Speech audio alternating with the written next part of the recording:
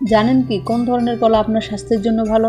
কলা তো রোজই খাওয়া হয়, কিন্তু কখনো ভেবেছেন কি যে কোনো কলা বা কেমন কলা আপনার স্বাস্থ্যের জন্য ভালো?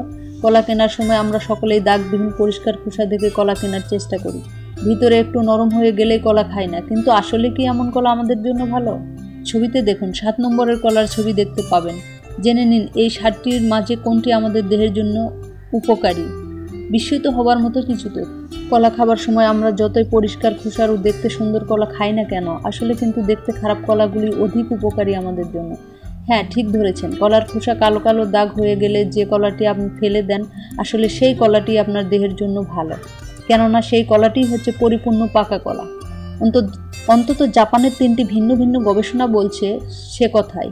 কলার গায়ে বাদামি দাগ যত বেশি, কলাটি তত পাকা এবং আপনার জন্য তত বেশি স্বাস্থ্যকর। সম্পূর্ণভাবে পাকা কলাতে থাকে TNF বা টিউমার নেক্রোসিস ফ্যাক্টর, যা যে কোনো অস্বাভাবিক কোষ তথা ক্যান্সারকে প্রতিহত করে।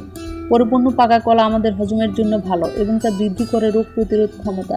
এতে থাকে শরীর সহজে শোষণ করতে পারে এমন চিনি, যা কম পাকা কলায় থাকে না।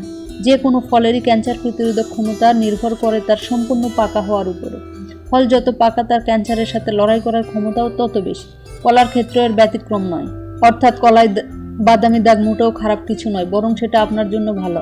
উল্লেখ্য যে ফলের মাঝে আপেল, আঙ্গুর, তরমুজ, আনারস, পেয়ারা এবং কলায় সবচাইতে বেশি ক্যান্সার প্রতিরোধক ক্ষমতা।